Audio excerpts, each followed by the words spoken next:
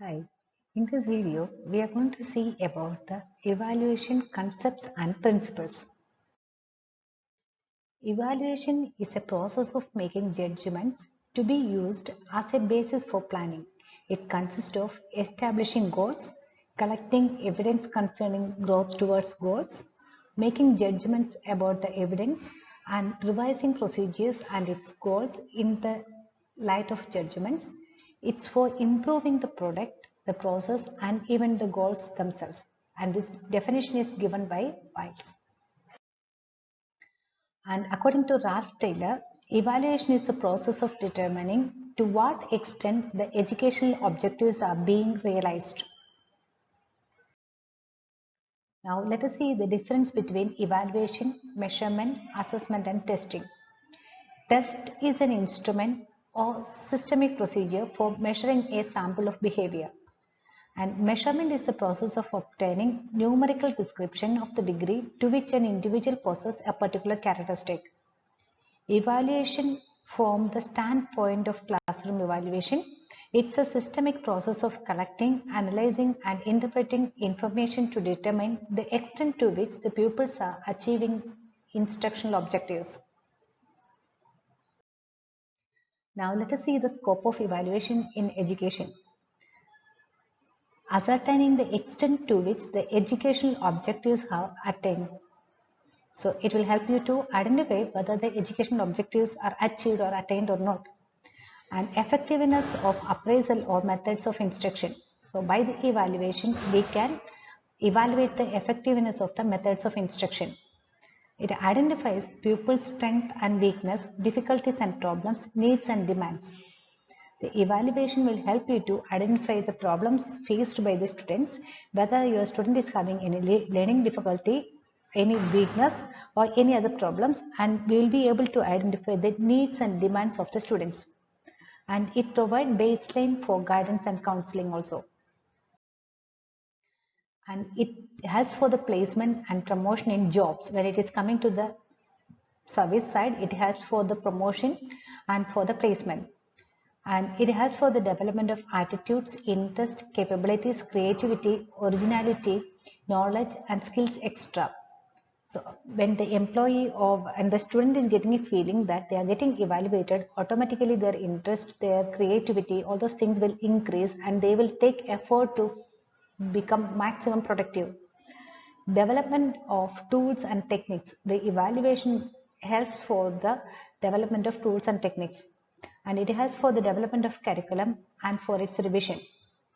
It helps for the interpretation of the result. So when you are evaluating, you will get the result and you will get a clear picture about the position, or you will come to know where the students are standing. And it's helpful for curriculum planners and administrators to improve the curriculum pattern.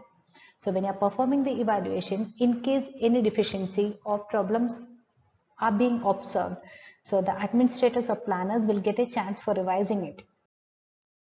Now we can see the purposes of evaluation in order to discover the extent of competence. In the educational sector, if you are considering, by the evaluation, you can identify or you can understand the competence of the student. To predict the educational practice, by taking the evaluation, we can predict about the future outcomes. To certify students' degree proficiency in a particular educational practice. Example, our examinations. Examinations will help us to, will make us to award the degree. Next, to appraise the status of and changes in students' behavior. When you're taking the evaluation, you will come to know whether it has made any changes in the student's behavior. And the next one, to make provision for guiding the growth of the individual student. When a teacher or when a system is evaluating a student, we will get a clear picture about the abilities and disabilities or problems of the student. So you can, by identifying their problems, we can give special attention to those students. By that way, we can support for the growth of that particular student. To diagnose the individual student's educational weakness and strength. When you are evaluating, naturally you will come to know the weakness and strength of the student. To assess the student's progress from time to time and disclose students' needs and possibilities. if you are doing a continuous evaluation, you will be able to assess the progress of the students, and sometimes certain special needs will be there for the students, so that you will come to know about those needs also to predict the students' future academic success or otherwise. If you are evaluating, for example, if you're doing a continuous evaluation, you will come to know what will be the score of the student, or what will be the performance of that student in the future, or when it is coming to the service side, or when the student is getting a job, how the student is going to perform. All those ideas you will get. Provide basis for modification of curriculum and courses. On the basis of the evaluation, we can modify the course and curriculum to locate areas where remedial measures are needed. So it will help you to identify the areas where the remedial measures are needed.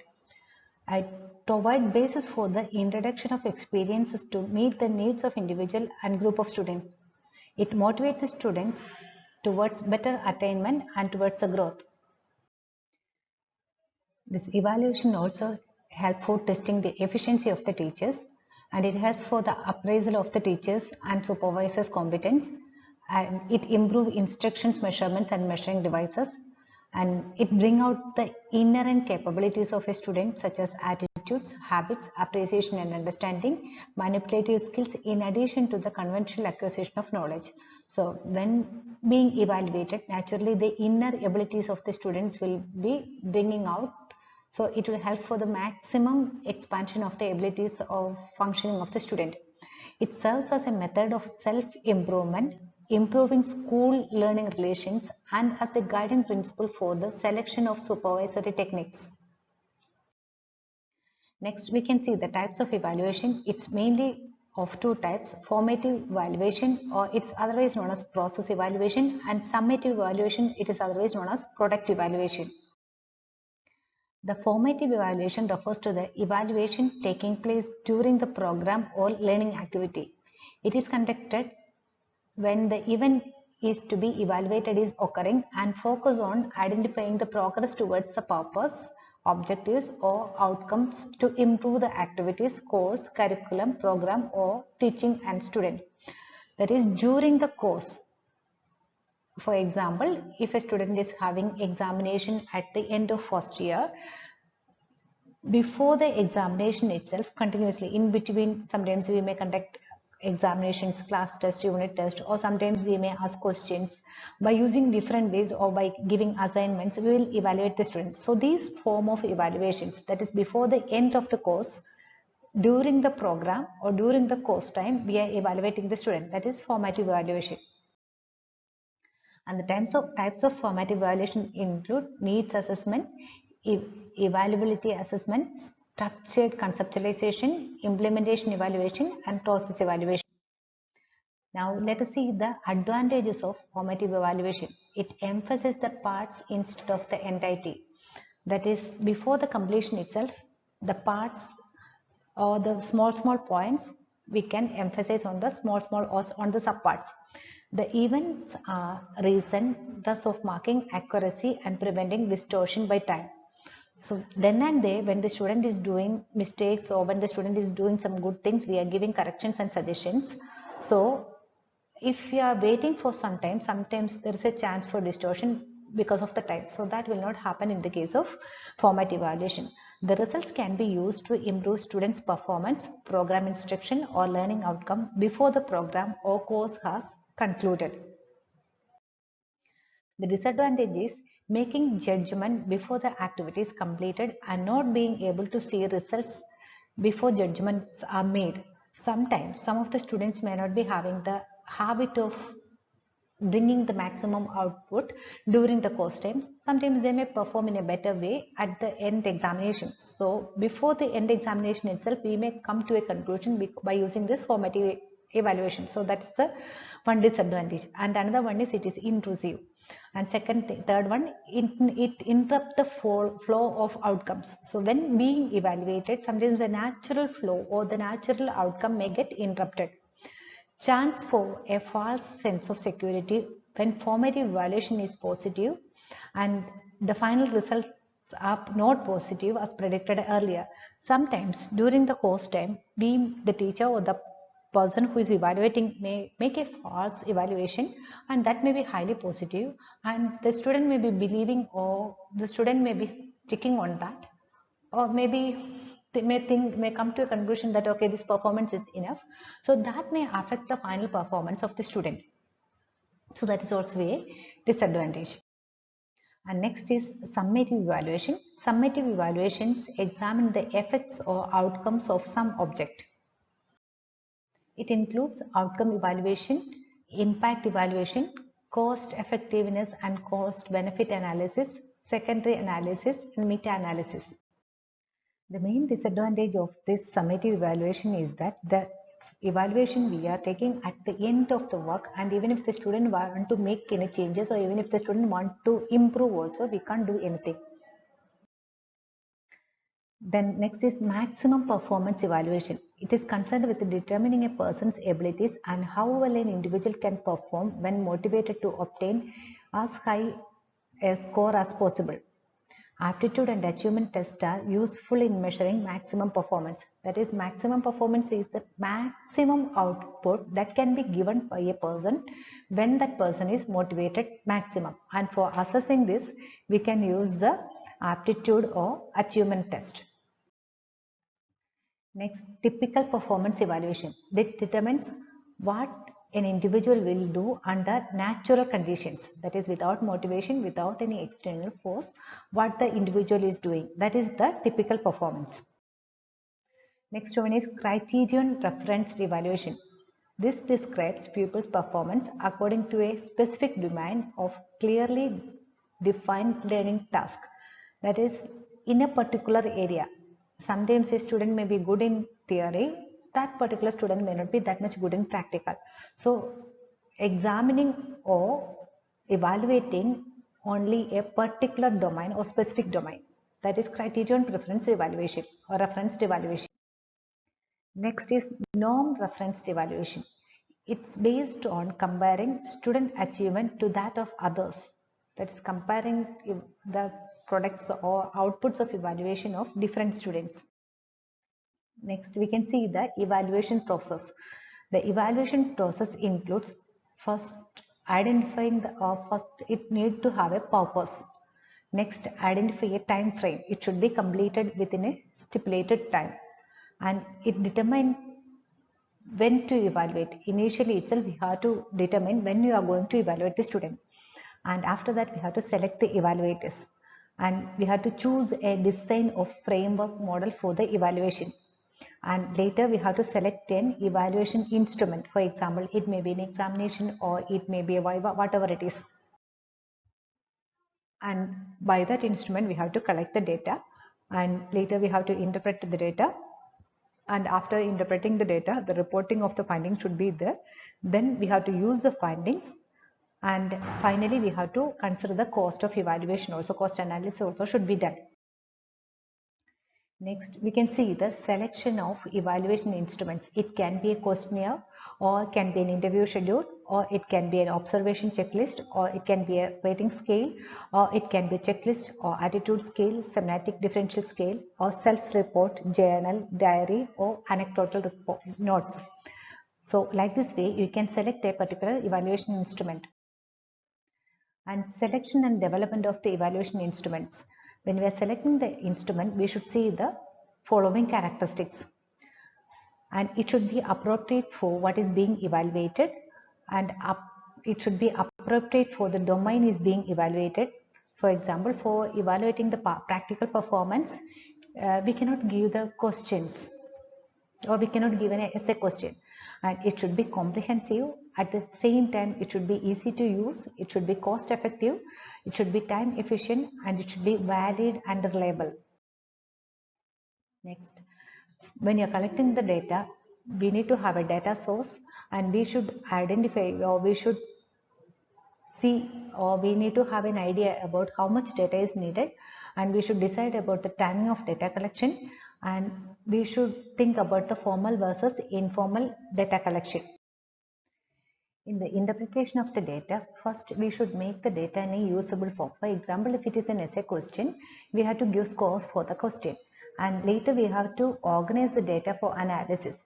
So in the same, if you are taking the same example of the essay question, you should take the marks of all the students. For example, if you want to take the class average, you should make it in an Excel sheet, or you should compile it together. Then interpret the data against the re-established criteria. So after taking the class average, you can see, or you can compare it with the previous year scoring, or you can compare it with the scoring of other institutions. Like that, we can go for the interpretation of the data. After making the interpretation, we should see whether the evaluation is objective or subjective, and we should make sure that legal consideration, we should make sure that legal issues are not there. And after that, we should report the findings of the evaluation, and later we can use the findings, and by using the findings, we can go for the further modification, and finally we should consider the cost of evaluation also. Now let us see the principles of evaluation. First one is determining and clarifying what is to be evaluated always has priority in the evaluation process. So first we should identify, or we should determine what should be evaluated. And second thing, evaluation technique should be selected according to the purpose to be served. The technique which we are using should be related to the purpose of the evaluation. And third one, comprehensive evaluation requires a variety of evaluation techniques. Actually, we can use variety of techniques for a single evaluation also. Proper use of evaluation techniques requires an awareness of both their limitations and strength. Evaluation is a means to an end, not an end itself. So actually, evaluation is a way for improving ourselves. It's not the end. Next, we can see the need and importance of evaluation. It will help for fulfilling the classroom objectives. It will help for diagnosing learning difficulties of the students. It determines the readiness for new learning experiences, and it forms students' classroom groups for special activities, and it assists the students in their problems of adjustment, and it prepares reports of pupils' progress. Now let us see the characteristics of evaluation. Evaluation is a continuous process. It includes academic and non-academic subjects. Evaluation is a procedure for improving the product, discovering the needs of an individual, and designing learning experience. Evaluation is purpose oriented. And now we can see the characteristics of good evaluation. It includes validity and reliability. A valid evaluation is one which actually tests what is to be tested. And the reliability is a measure of the consistency with which the question, test, or examination produce the same result under different but comparable conditions. That is, even if you are reusing also, the same tool or the same evaluation method will be giving the same result. That is reliability. Now we can see the models of educational evaluation. It is objective based, that is, it include instructional objectives, learning experience, and finally it comes to the evaluation. And it is decision based, it is value based, and it's having a naturalistic approach also. Now we can see the purpose of evaluation in nursing education. It determines the level of knowledge and understanding of the students. It determines the level of students' clinical performance. To become aware of specific difficulties of individual students or an entire class as a basis for further teaching. To diagnose each student's strength and weakness, and to suggest remedial measures which may be needed. To encourage students' learning by measuring their achievements and informing them for the success. To help students to become increasingly self-directing in their study. To help students to acquire that attitude of and skills in self-evaluation. To provide the additional motivation of examination that provide opportunity to practice critical thinking, application of principles, making judgments, etc. To estimate the effectiveness of teaching and learning techniques, of subject content, and of instructional media in attaining the goals of the program. To gather information needed for administrative purpose. So in this video, we have seen the key points about the evaluation, or we have seen the concepts of evaluation. Thank you for watching this video. See you soon with a new video.